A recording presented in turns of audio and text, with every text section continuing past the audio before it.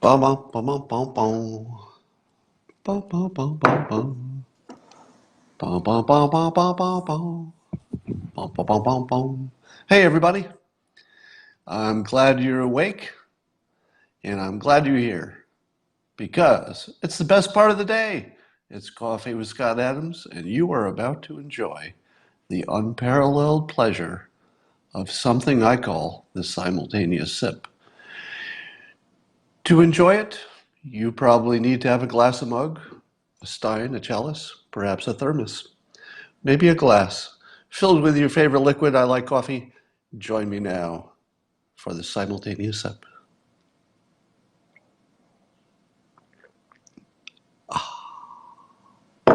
Delicious. All right, here's your question of the day. I want to see your answer in the comments. There's a startling rise in white supremacist, white nationalist violence in this country.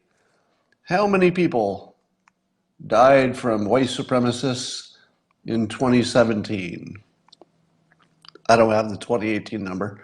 But how many total people in the United States were killed by white supremacists? Go. You can't look it up. Actually, it's more fun if you just give me what you imagine the number is. Your best guess, the total number of people who were killed by white supremacists in 2017. Go. I see 0. I see 42. No, neither of those are right. Now remember, I'm talking about 2017. 2018 might have been 42. I don't know. The number is 18. 18 people. 18 people were killed by white supremacists in 2017. Now, I don't know if 2018 and 2019 are looking worse, but let's say they are. Let's say they are. But if you're going to size it, roughly 18 for the full year of 2017. Now, let's determine how much of a problem that is. Okay? Let's put it in context. So there were a total of 18 people killed by white supremacists. How many people died from just accidents? Just all kinds of accidents put together in the United States in 1 year? 161,000. But there were 18 people killed by white supremacists. I'm not minimizing that. We should drive that to 0. And if it's doubling or something every year, well, you got to worry about it, right? But I want to put it in context because context matters. You can never be wrong with context. How many people died from opioids last year? 72,000. How many died from white supremacists' violence? 18 in 2017. How many people died from suicide in this country in 1 year? 27,000. How many people died from shark attacks in 1 year? Let's say in the United States, just Americans. How many Americans were attacked by sharks, not dead, but attacked by sharks? About the same as the number of people killed by white supremacists. So roughly speaking, shark attacks and white supremacist violence, about the same size. How many people died on bicycles? Bicycle deaths in the United States. I only have a 2012 figure, but it's probably not that different from 2019. Not much has changed in the world of bicycles. But in 2012, the total number of bicycle deaths in the United States was 722. That means that the bicycle in your garage, if I've done my math right, is 42 times more likely to kill you than a white supremacist. Let me say that again. The bicycle in your garage is 42 times more likely to kill you than a white supremacist. I know I'm playing loose with the numbers, but you get the idea in terms of the scope of things.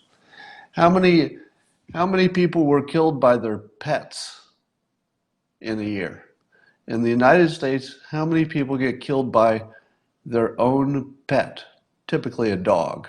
So this is mostly dog maulings. The number of people in the United States killed by their pet per year is 20 to 30. That's just dog deaths. You could probably add in a few others for other animals. But there are more people killed by their pets every year in the United States than are killed by white supremacists.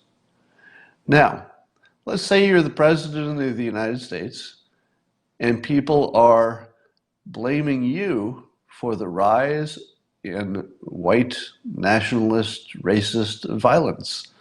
And a reporter asks you in public, hey, is there a big uptick in white nationalist violence? Should the president say it's a big, big deal? Or should he downplay it? Which is what he did. He downplayed it. Well, if you say it's a big deal, you've just allowed the illegitimate press to say that you're the cause of massive white supremacist death because you said it's going up, because they're the ones who have said it's your fault. So if you say it's going up and you let stand the idea that it's your fault, you've just admitted inadvertently that you're the cause of an uptick of terrorism. Would it be smart for a president to admit, when it's not true, to admit that he's the cause of terrorism? Probably not, right? Probably not a good play. Have you noticed a trend in when the president talks about groups or organizations or countries? Have you noticed a trend about the way he talks about them in public, whether it's white supremacists, whether it's ISIS, whether it's any other group? Have you noticed a trend? The trend is, here's the pattern. The president minimizes, the president minimizes, the president minimizes any group he doesn't want to have more recruits.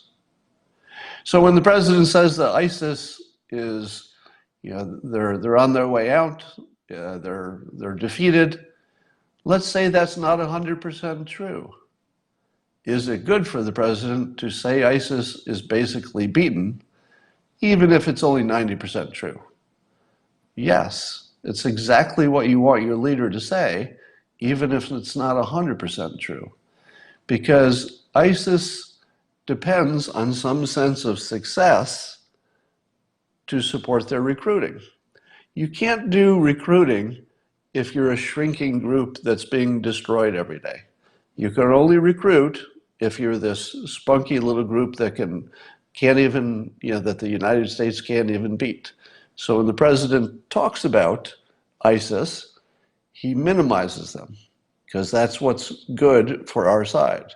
When the president talks about white nationalists and those terrorists, he minimizes them, right? Because you don't want them to have recruits. Now, what about when he talks about the crime that's coming across the borders? The criminals coming across the borders are not recruiting. They simply are criminals. There's no organization, which is the organization of illegal immigrant criminals. There's no sense of recruiting that is important to that story. So when he says a lot of crime coming across the border, he uses hyperbole. He exaggerates the amount of crime because that's how you focus on it, that's how you take it seriously, that's how it gets funding, that's how it gets a priority. So look at the president's pattern. The president is not improving recruiting for MS-13 by saying that he's destroying them every day and ISIS is picking them apart and they're being deported. But when you're talking about crime in general, he is exaggerating it because that's what gets resources to fight it. When he's talking about the white supremacists or ISIS, he treats them largely the same. by minimizing them, because you don't want to make it look like that's something that's growing. That doesn't help you. Now, should the president give a speech in which he speaks out against white supremacy? Should the president do that? Well, I have mixed feelings. Somebody's saying, no, he should not do it. The problem is that the press has sort of ruined that option. The reason the press has ruined that option is that they've set him up so it would look like he was forced to do it. If it looks like you're forced to do it, it doesn't come across as sincere. Likewise, no matter what the president said on that topic, they would say, why did it take so long? And why did you say it wrong? So there's probably no winning path there, because they're just going to say you should have said it earlier, and you said it wrong when you finally did say it. No matter what he says, they're going to say that. And they're going to say, we forced you to do it, so it's not sincere. Now, between now and 2020, it might be a good idea for him to let the current situation get a little bit of distance so that it does not look like he's being forced into it. In other words, wait until the headlines have changed from white supremacist violence, because you know they will change. There'll be something else in the news for a while. I would give it a few months, and then I would, if I did it, so I'm going to put an if on this, if I were the president, and if I wanted to come out with a strong statement against any discrimination against Muslims, if I wanted to do that, I would do it as sort of a surprise. I would just wait a couple months, and then when there's nothing pushing it in the news, and everybody thinks that the news is no longer pushing the president, then and only then, when it just looks like a good idea, he would be free to do it. Now, he probably could write it so that they at least say he said the right things. That could probably be done. You know, if it's a written speech, you got lots of people looking at it, you could make sure that it was the right stuff to say. But I noticed that there are people criticizing him for not being able to say nice things unless they're on a teleprompter. So you're still open to the, sure, he can read a speech, but unless we hear it from his own, in his own words, extemporaneously, and feel the emotion in it, we just think he's reading the words. So he would have to match anything he read from a teleprompter. He would have to match it with a good dollop of his own off teleprompter comments. So he would have to say it like a human being in front of the world for anybody to accept it. So should he do it? I think there's a path there, but not right away. The sooner he does it, the worse, probably. But if he wants to do it before it becomes a bigger campaign theme, he's got lots of time to do it. All right. So you notice that the news will often take whichever side is the bad side for the president.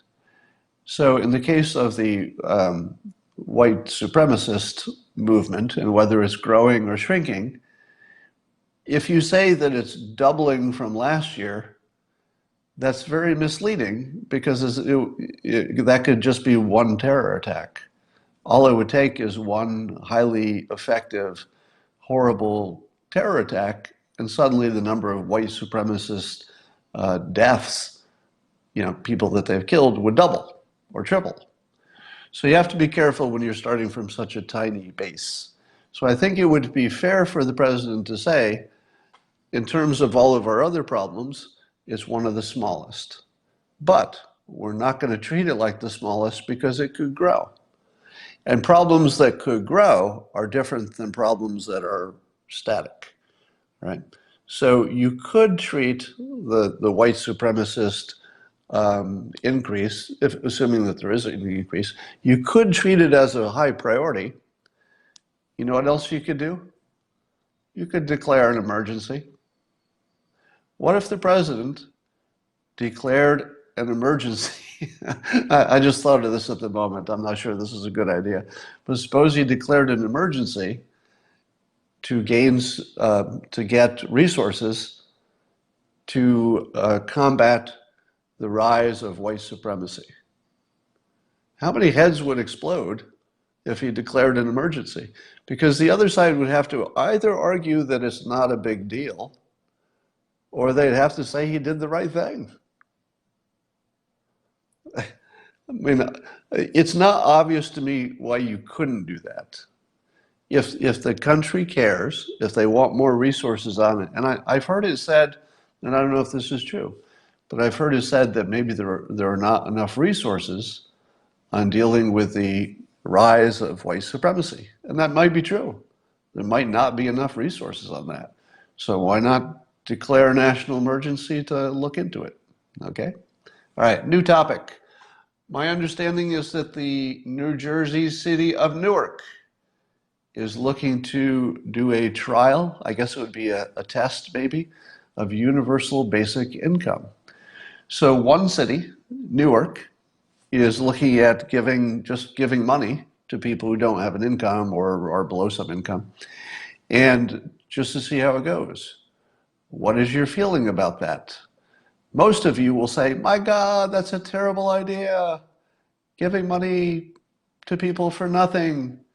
And it's a slippery slope, and pretty soon we'll be giving all of our money to everybody. That would be the worst way to look at it.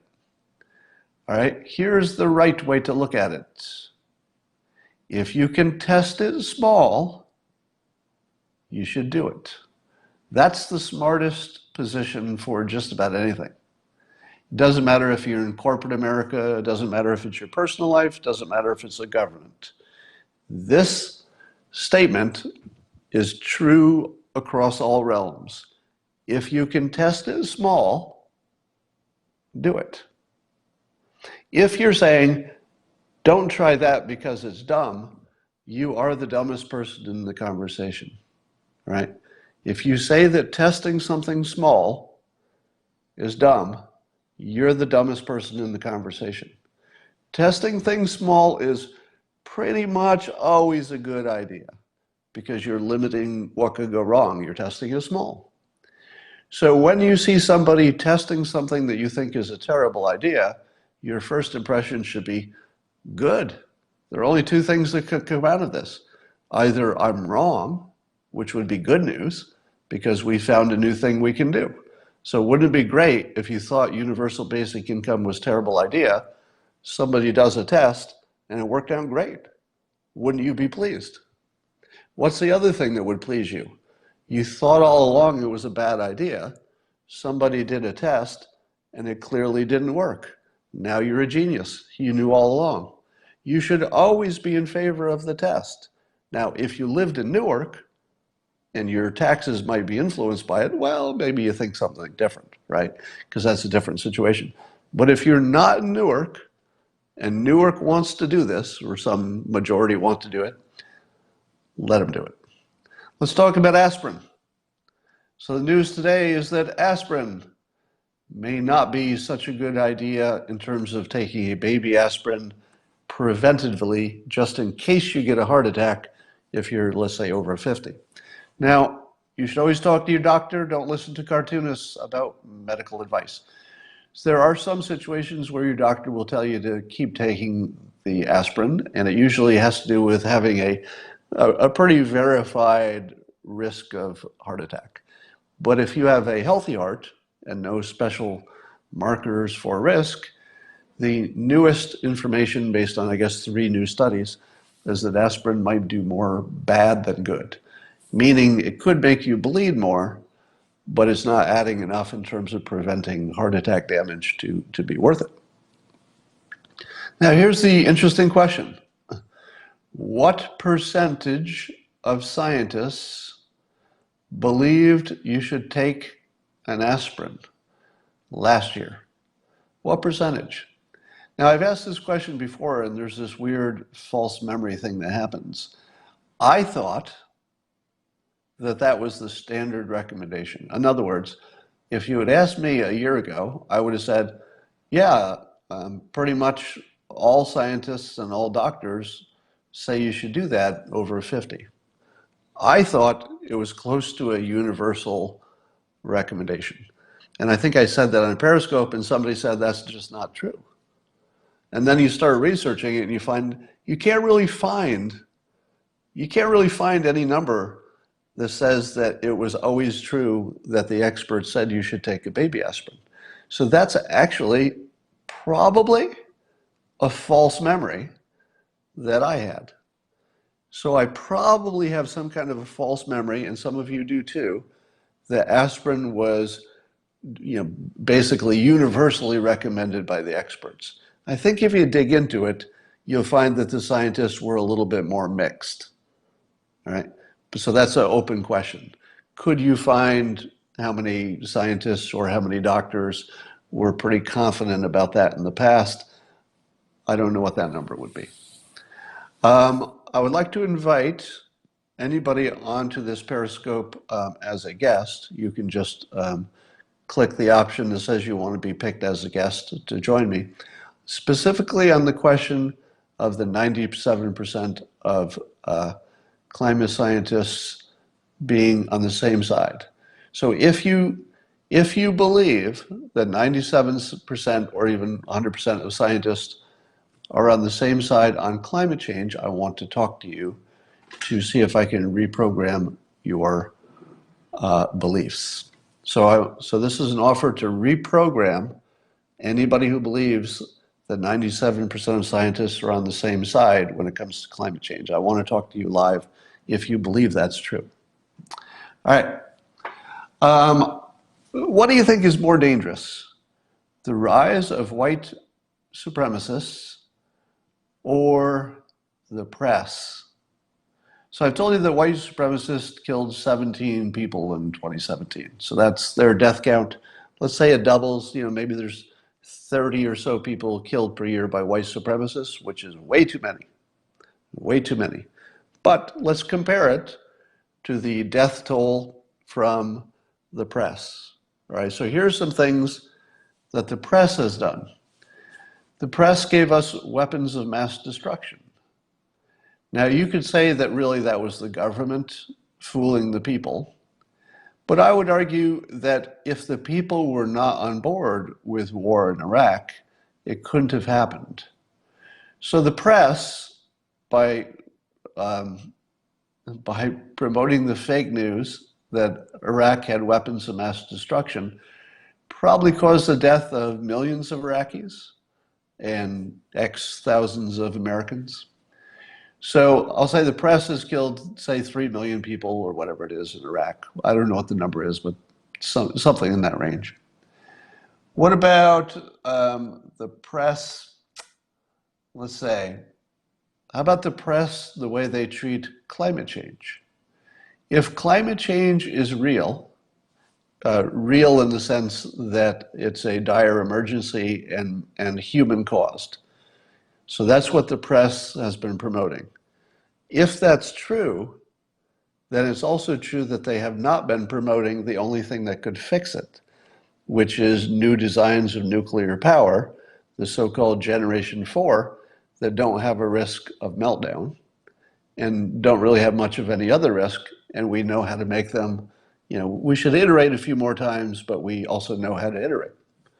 So if the press is telling us we're doomed, but the solution they're pushing, something like a Green New Deal, would make things worse, then the press is putting the entire planet at risk by not focusing on the only solution, which is nuclear. All right. So I would say that the press is putting, let's say, another billion people at risk of death. If the press is accurate about the risk of climate change, then they are complicit in killing, in the future, maybe 1 billion people and destroying the economies of the world. So that's on them. But the white supremacists, maybe 20 or 30 people they'll kill. What about healthcare? Do you believe that healthcare is unsolvable because Congress can't work it out? That's what it looks like, right? It looks like Congress can't figure out how to improve healthcare. And that's true, but why? Why is it that the Congress can't settle healthcare?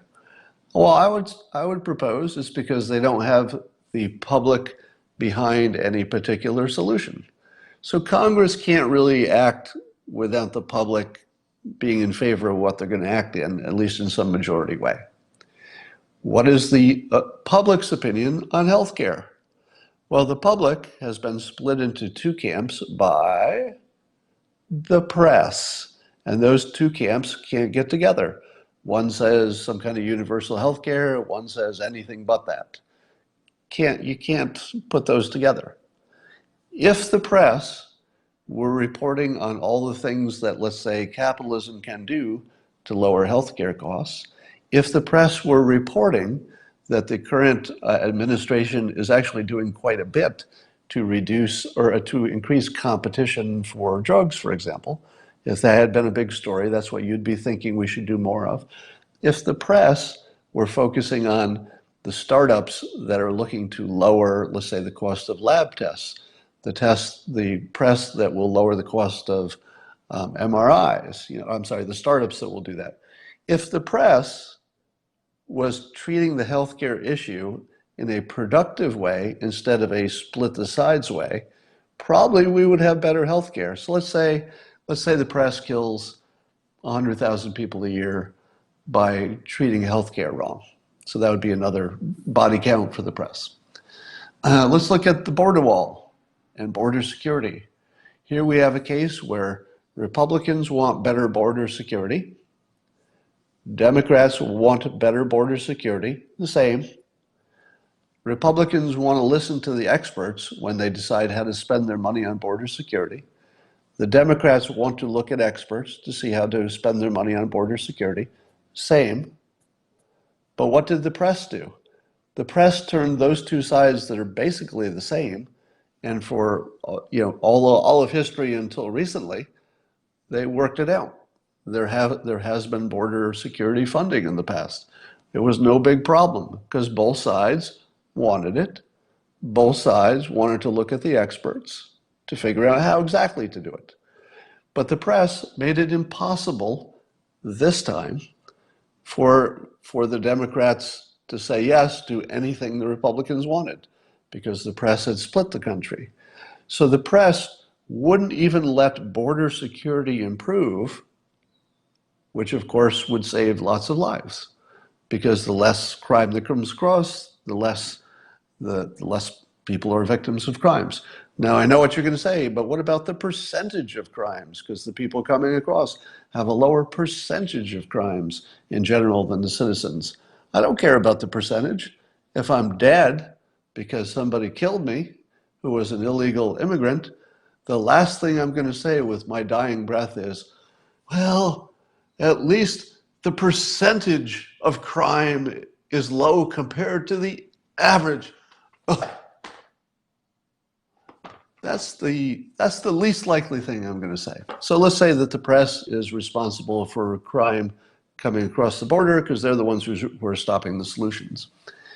So I could probably go on, but I would say that the press is an emergency situation if you look at the death toll, whereas the white supremacists are a potential gigantic problem that is at the moment a small one, and you should probably be serious about the small problems that could become big problems.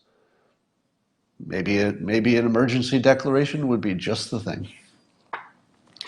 All right, if you're following my ongoing saga, in which I've been talking about the fake, or let's say the false memory, that the president once said that the racists in Charlottesville were fine people. So that's a false memory that is shared by at least half the country. Now, people have been asking me recently, why are you calling that a false memory when it's just obvious that the Democrats and CNN and MSNBC, it's just obvious that they're just flat out lying about it. It could not be more obvious because here's the document, here's what the president said, And then here on the same day, in the same statement, he specifically excluded the racists from being good people, and he specifically condemned them totally. So there's no question about the facts. The facts are unambiguous, not in question when you actually look at them. Nobody questions them. So you can look at the video, you can look at the transcripts, and still people say that it's not there. So you say to yourself, okay, the only explanation for how somebody could look at the transcript that says, I'm excluding the racist, I condemn them totally. The only way you could interpret condemn totally as they're fine people is if you were going to just lie about it. Here's a little bit of understanding about reality that maybe you need to catch up.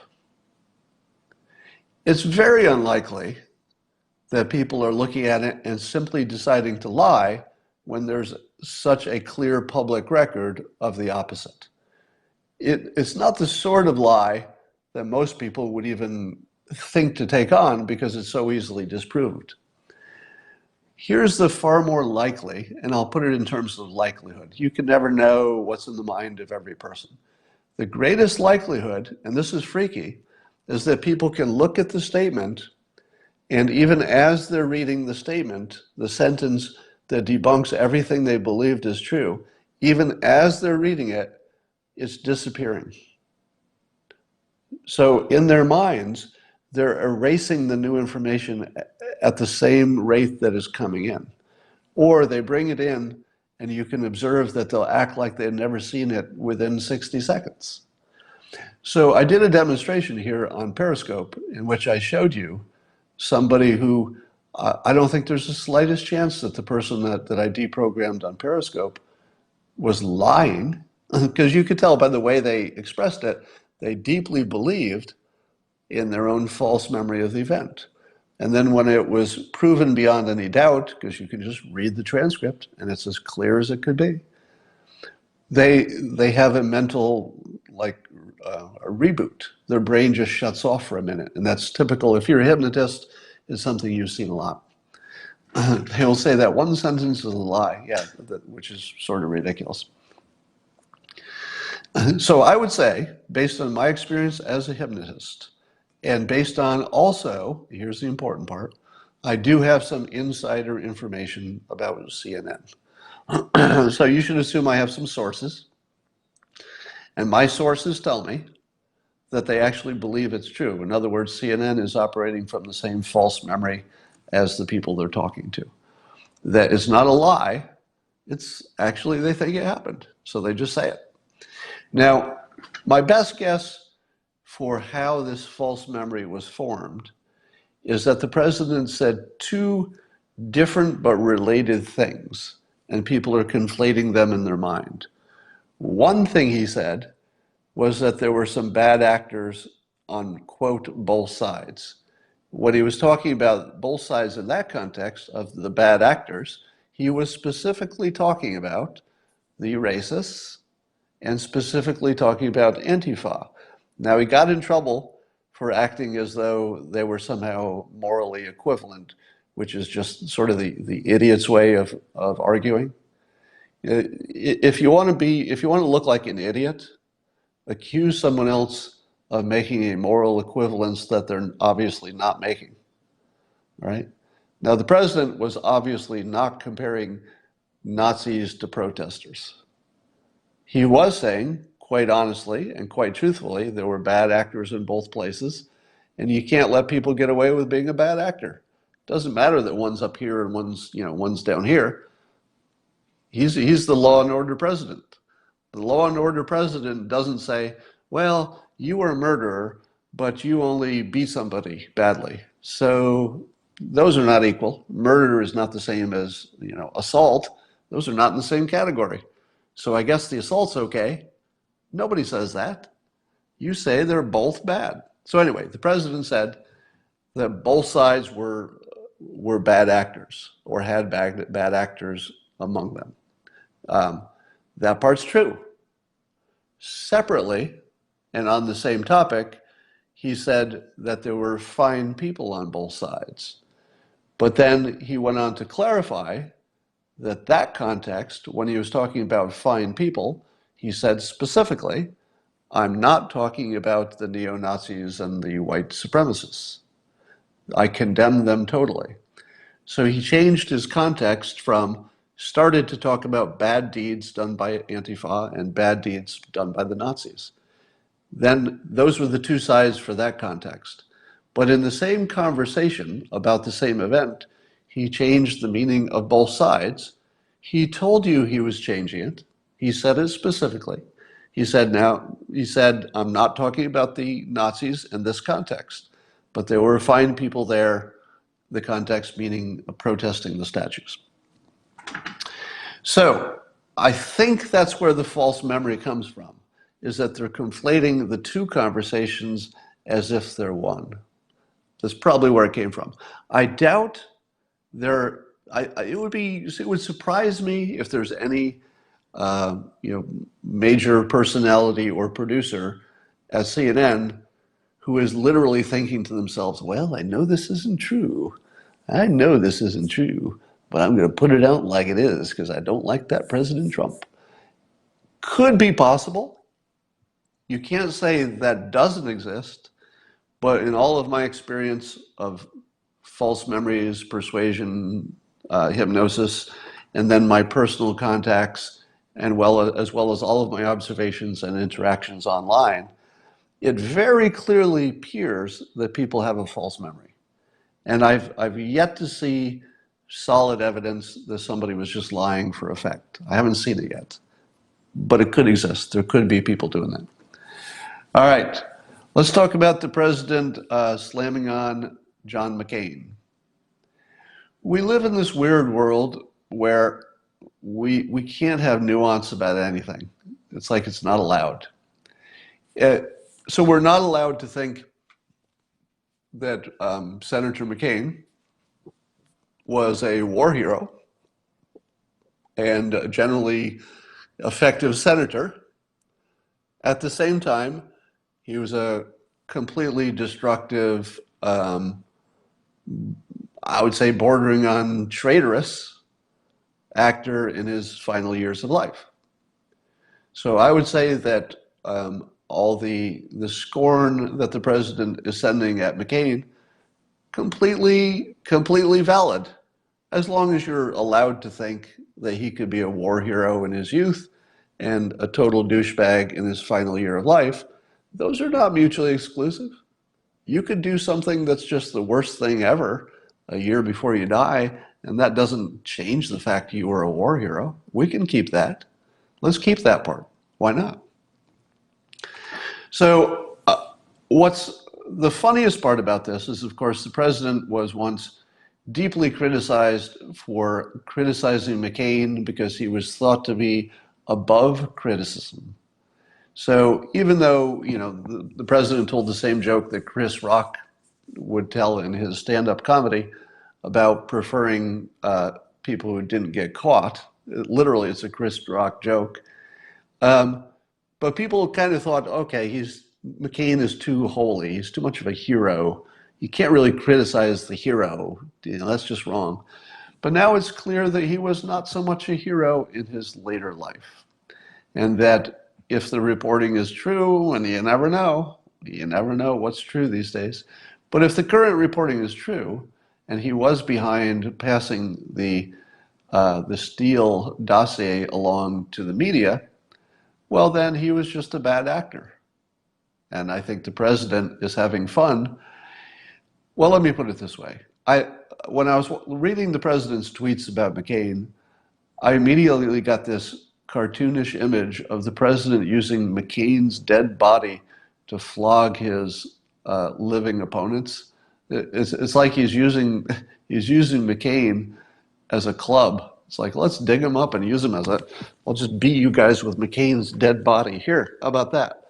I told you I was right in the first place. Not so much a hero now, is he? I guess the facts came out. I'm going to beat you with McCain's dead body. And of course, people will say, how can you say that? How can you say that? How can you be so disrespectful? And the answer is, he did not earn my respect. McCain earned my respect as a war hero, and I'm glad to give it. As a politician in his later years, despicable. Despicable. All right, let's talk about, so what will be interesting about our current time is that someday in the future, people will have a false memory that President Trump colluded with Russia. Now, what's the primary evidence that Trump colluded with Russia? Obviously, Mueller doesn't have anything, or we would know by now. But people will still say, well, okay, maybe Mueller didn't have anything, but just, look at this Papadopoulos guy talking to a Russian, and that Russian was connected to the Kremlin. Look at Don Jr. and Jared going to that meeting, and there was that Russian lawyer there, and well, she was connected to the Kremlin. Have you noticed the pattern?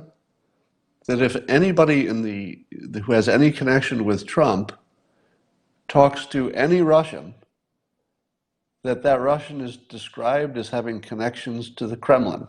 Okay? Now let's take that as a given. We'll hold that in your mind. Every contact with any kind of Russian that had anything to do with the Trump universe, those Russians are described as connected to the Kremlin. Now, separately, there's the Steele dossier, in which British ex-spy, there's no such thing as an ex-spy, you should know that first, he went to Russia and got Russians to give him false information about Trump. Now, the only Russians that we've heard of that don't have a connection to the Kremlin are Christopher Steele's Russians. Do you believe that the only Russians in all of these stories that coincidentally are not connected directly to the Kremlin are the ones that Christopher Steele talked to? What are the odds? Seems to me that every Russian who can afford a suit is connected to the Kremlin, according to the news. Oh, but not the ones that Christopher Steele talked to. What were they? Were they bellhops at the hotel?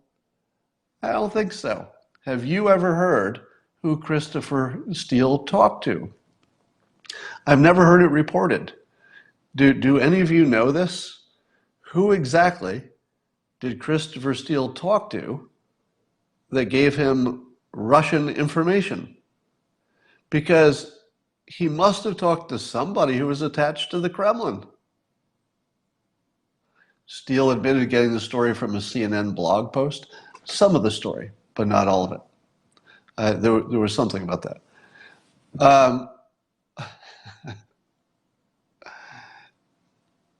He talked to Hillary. All right, but ask you that. Why is there no obvious reporting that Christopher Steele talked to a Russian who had a connection to the Kremlin when they all seem to be connected to the Kremlin? But that one's missing. All right, here's another false memory test about climate change. If I said to you, which of these statements do you have a memory of? Okay, I'm going to give you two versions of reality, current reality, and you tell me which one you remember to be true. Version number one of reality is that climate change models have predicted accurately. That's version one. Version two, no climate change model has ever predicted accurately. They can't both be true, right? Those are opposites. Climate change models have predicted accurately to our current situation, or no climate change model has ever predicted accurately.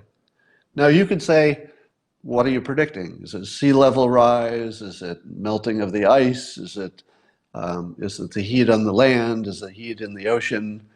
Is it the storms? What exactly are you predicting? And I'll say anything. Let's say anything. It doesn't matter what exactly they're predicting.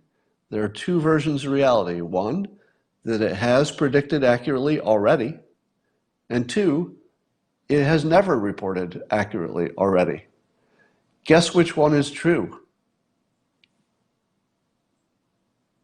I've been studying climate change for months.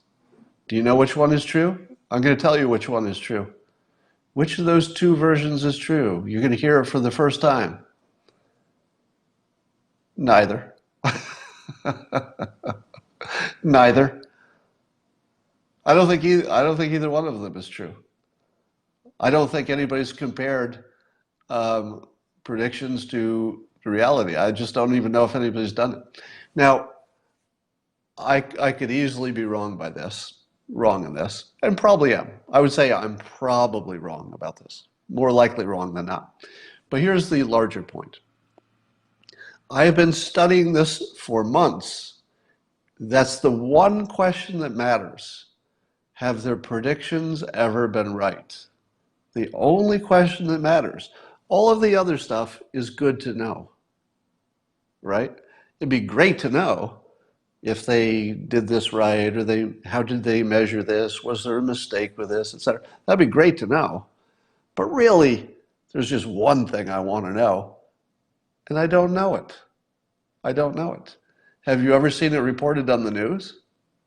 I haven't seen it. When was the last time you saw the news report, here was the prediction, here's exactly how they got it right, damn, they're good at predicting, or the opposite. Here are all the predictions, here are all the outcomes, and you can see that none of their models worked. You haven't seen either of those stories. So could you, as a citizen, have a meaningful opinion on climate change? No, you can't. You can only imagine you do.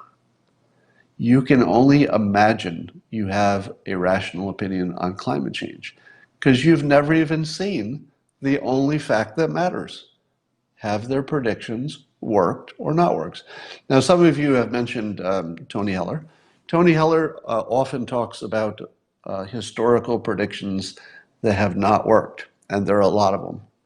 There are a lot of climate predictions from the past, if you go back to, say, the 70s and 80s, lots of predictions that didn't work. But it doesn't matter how many didn't work. If you had 1,000 models that didn't work, but you had one that did, that one that did is the one that matters. The other ones are just bad models, right? So I only need to know the one that works. It doesn't matter how many times Tony Heller tells me some individual scientist or some individual prediction was wrong. It's totally irrelevant. I only need to know, is there one that's right? I don't need to know how many were wrong. And I don't know that. All right. I tweeted that apparently most opinions on climate change line up by political preference. If you're a Democrat, you think climate change is a dire problem and we should do something about it. If you're a Republican, by a big majority, you don't think it's the problem that's being reported. Now, let me ask you this.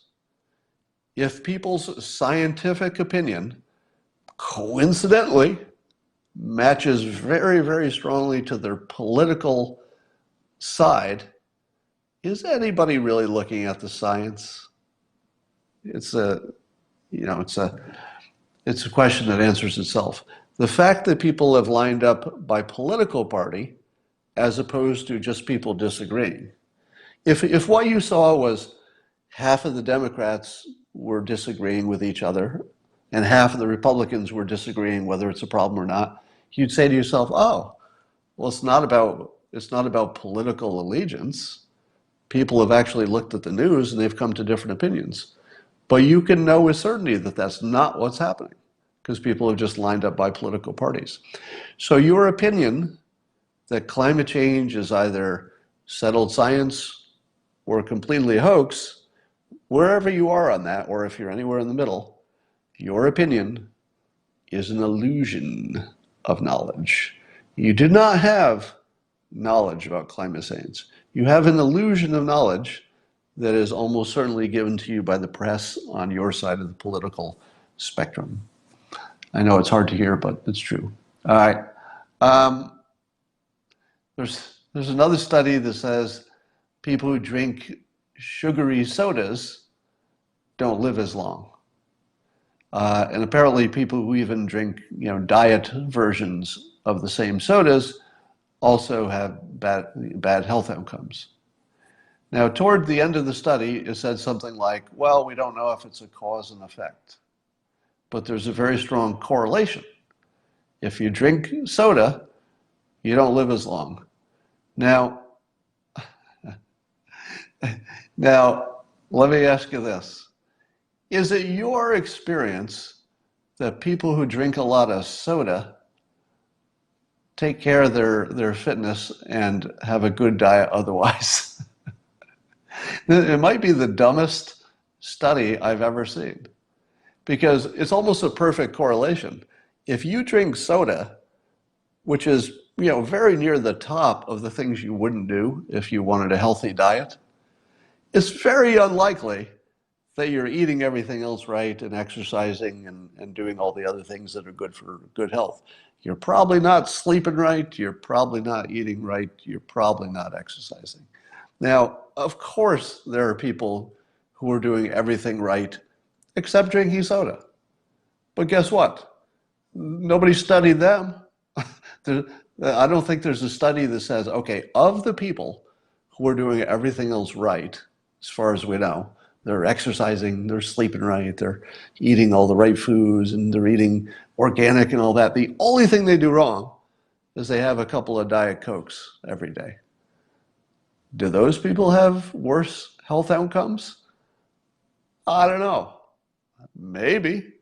I mean, my sense of it is that diet soda is probably not good for you, but it's the most ridiculous study to say that that correlation should be then translated into your mind as some kind of causation. All right. Is there anything else we haven't talked about?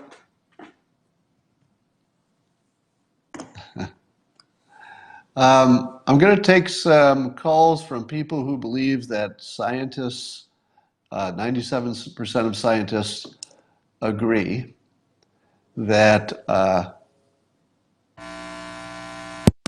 All right, so I'm pulling my microphone so I can take some calls. That's the only way you can hear the caller is if I pull my microphone.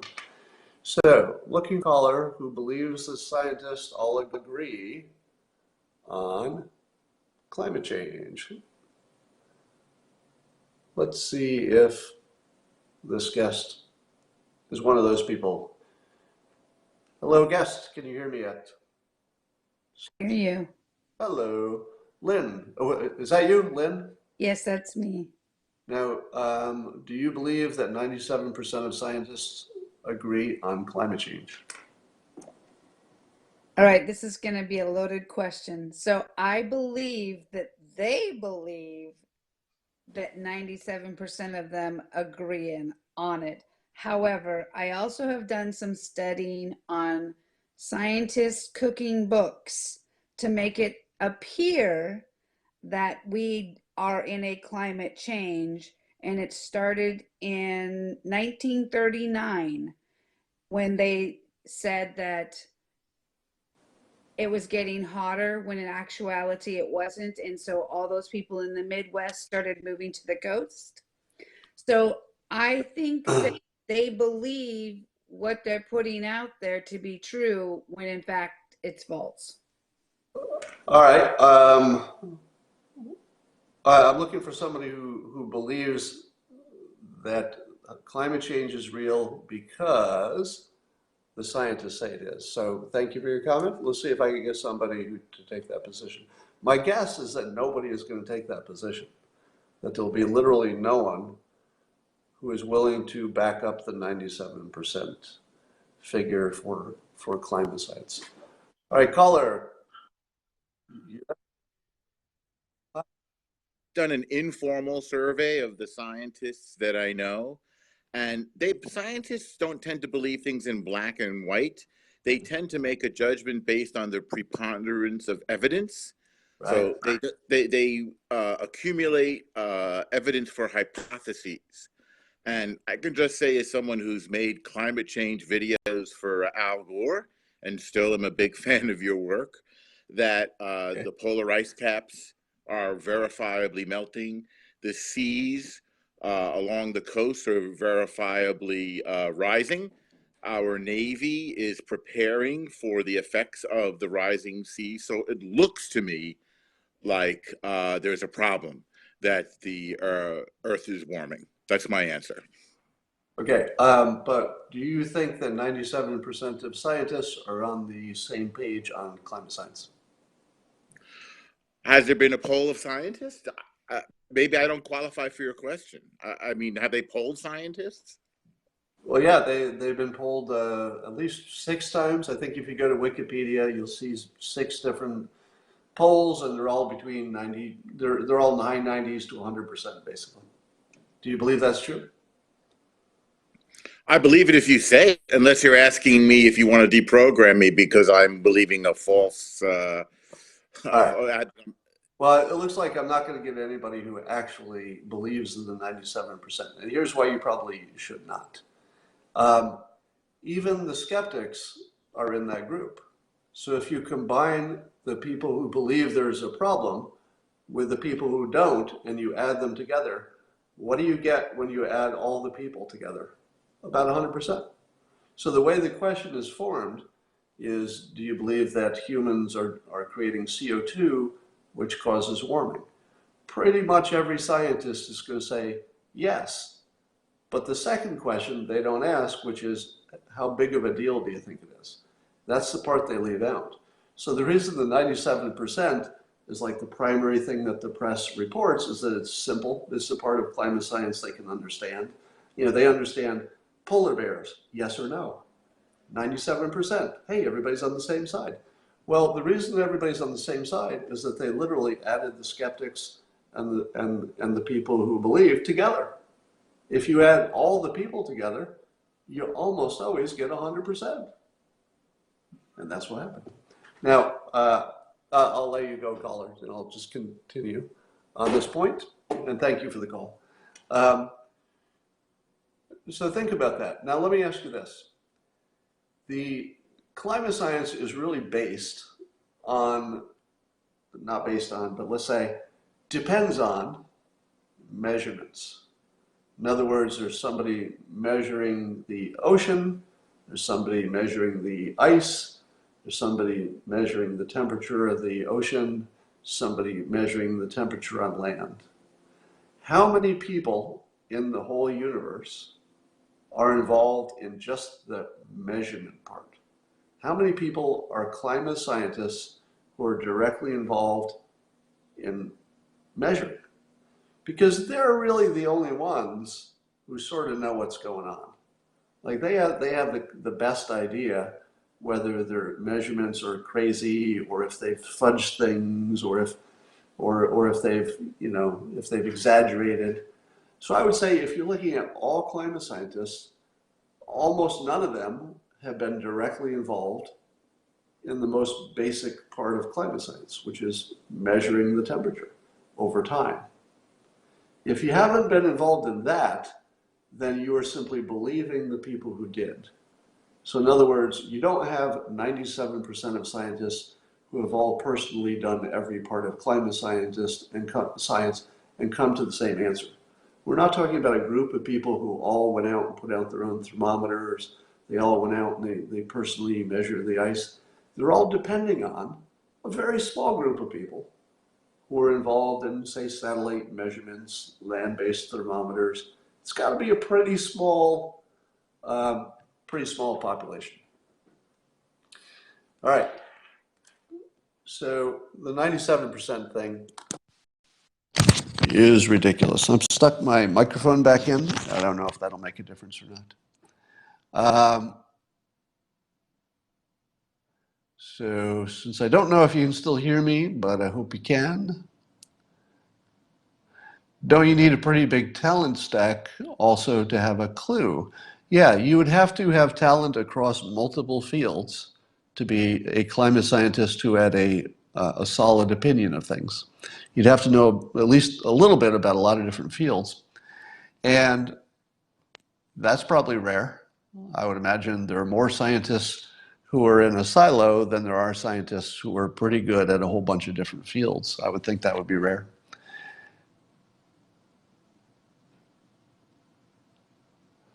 All right. So I think that's all for today, and I will talk to you tomorrow.